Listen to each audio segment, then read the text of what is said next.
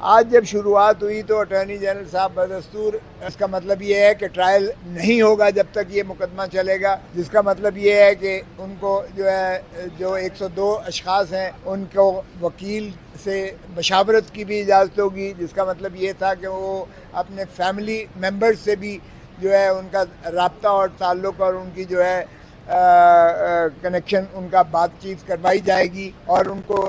जगह जो उनको महबूसी है, महबूस जिस जगह रखा जा रहा है वो भी उनकी डिग्निटी के मुताबिक उसको मलहूज़ रखा जाएगा। आज उसका इयादा किया और चीफ जस्टिस साहब ने पूछा कि आपको ये किसकी हिदायत हैं, तो उन्होंने कहा टॉप आर्मी ब्रास से, टॉप आर्मी ब्रास उन्होंने कहा, अटमोस्ट जो है यानी टॉप। सो आज इस इयादे के बाद तो फिर ये तय हो गया कि एक किस्म का जो जिस तरह एक स्टे ऑर्डर होता है, आज ये प्रोसीडिंग्स मुअत्तल रहेंगी जिस वक्त इस चीज़ का फ़ैसला नहीं होता। ये हमारी पहले दिन से इस्तदा थी, अगरचे तहरीरी तौर पर तो इसमें को मुंदरज न किया गया, लेकिन जब अंडरटेकिंग आ जाती है लॉ ऑफिसर की, हाईएस्ट लॉ ऑफिसर की, मैं ख़ुद अटॉर्नी जनरल पाकिस्तान रहा हूँ और अटॉर्नी जनरल पाकिस्तान ऐसा बयान कभी नहीं दे सकता है जब तक कि उसको पूरी तरह से वो इंश्योर ना कर ले। सो इसलिए क्योंकि वो जवाबदेह होता है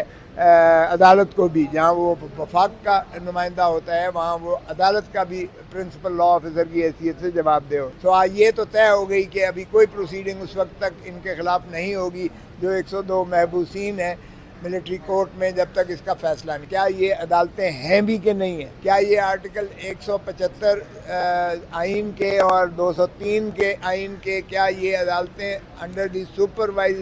supervision and control of the high court हैं या नहीं है? तो आज उन्होंने उस चीज़ को तस्लीम किया कि ये अदालतें जो है अदालत आलिया या उज़्मा के कंट्रोल और सुपरविजन में नहीं है, इसलिए इनको अदालत आर्टिकल 175 और 203 के तहत इसको अदालतें नहीं कहा जा सकता। तो फिर बेंच की जानिब से इस्तफसार हुआ कि फिर ये क्या है? अगर ये अदालत नहीं है जो समाअत कर रही है 102 अशखास को मुकदमे को, अदालत नहीं है आइन के मुताबिक, तो फिर ये क्या है? तो उन्होंने कहा ये ट्राइब्यूनल इसको मुतसबर कर लें जो कि कानून अपने ज़ाब्ते और जायचे के मुताबिक ये चीज़ें ये मुकदमात सुनेगी। फिर वहीं आ गया बात कि क्या ये सिविलियंस के लिए भी आर्मी एक्ट 1952 का इसका इतलाक होता है, या आर्मी एक्ट 1952 अपने ही फौजी डिसिप्लिन के लिए और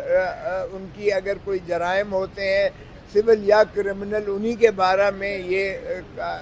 कोर्ट मार्शल है या मिलिट्री कोर्ट्स हैं या ये जो अदालतें बनती हैं मिलिट्री एक्ट के तहत के उन्हीं के मुताल्लिक हो सकती हैं। जो हमारा पहले दिन से इस्तदलाल था कि मिलिट्री पर्सनेल के बारे में तो मिलिट्री एक्ट ही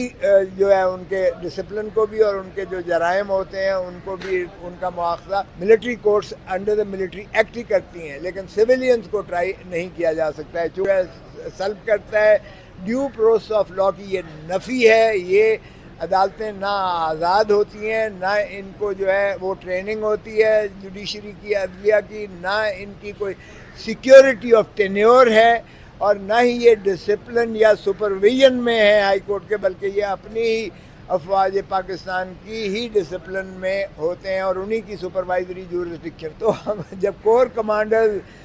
कॉन्फ्रेंस में ये कह दिया गया कि इररिफ्यूटेबल एविडेंस और अनइम्पीचेबल एविडेंस है, और जब फॉर्मेशन कमांडर सारे पाकिस्तान की अस्करी क़यादत ने बैठकर कहा कि इनके ख़िलाफ़ नाकाबिले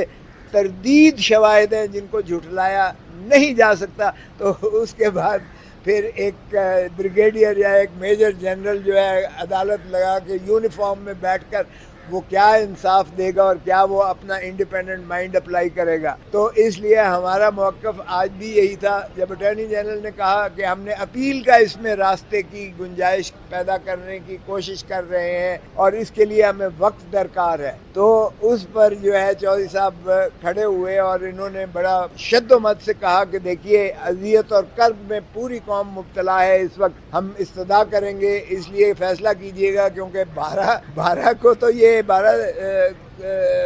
इसको अगस्त को तो असेंबलियाँ जा रही हैं, शायद हो सकता है उससे पहले चली जाए, गवर्नमेंट भी जा रही है, तो अटॉर्नी जनरल साहब जाने होंगे भी कि नहीं अगली हुकूमत के अटॉर्नी जनरल, और जब असेंबली ही नहीं है तो कानून साजी कैसे होगी? अपील कैसे उसमें आ जाएगी। और इसलिए ना तो आइन में तरमीम हो सकती है क्योंकि असेंबलियाँ नहीं होंगी, ना कानून में तरमीम हो सकती है, असेंबलियाँ नहीं होंगी। हो सकता है कि अटॉर्नी जनरल साहब खुद जो अंडरटेकिंग दे रहे हैं शायद ये भी होते हैं या नहीं होते हैं। तो इसलिए चौधरी साहब ने इस्तदा की कि जनाब इसको यकसू कीजिएगा। मैंने भी अर्ज़ किया कि जी अपील से कोई बात नहीं बनती है सिर्फ, क्योंकि फौजदारी में कानून फौजदारी का इंसाफ फौजदारी के इंसाफ में शुरुआत होती है रिपोर्ट इब्तदाई से और उसके बाद तफ्तीशी अमल होता है। हमें ये नहीं पता है कि उठा के ले गए हैं, तफ्तीश कौन कर रहा है, क्या हो रही है तफ्तीश, किस किस्म की जो है शवाहिद, क्योंकि किसी को मिलने की इजाज़त नहीं होती है, कुछ नहीं होता है। और जिस तरह से आपको पता ही है सीक्रेटिवली हर चीज़ जो है रखी जाती है, इसलिए वो ड्यू प्रोसेस ऑफ लॉ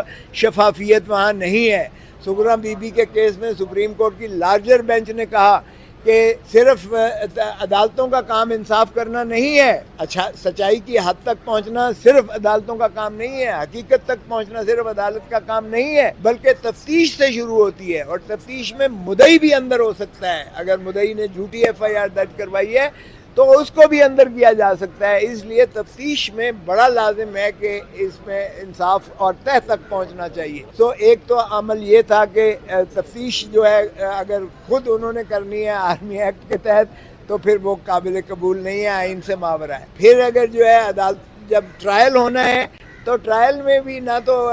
अदालत जो है जज साहब जो है वो सुनवाई वाली अदालत जो होगी ना वो ट्रेंड है, ना उनको तहफ़्फ़ुज़ है, ना उनकी सिक्योरिटी ऑफ सर्विस है, ना वो डिसिप्लिन में है हाई कोर्ट या सुप्रीम कोर्ट के और उन्हीं की सुपरविजन में। तो हमने कहा कि जी अपील से बात नहीं बनती है, क्योंकि अगर बुनियाद ही किसी चीज़ की जो है गलत है तो उस पर जितनी भी इमारत उस्तवार की जाएगी वो बिल्कुल मुनहदम हो जाएगी, वो स्टैंड नहीं कर सकती है। ये खुद सुप्रीम कोर्ट के फैसले जाते हैं।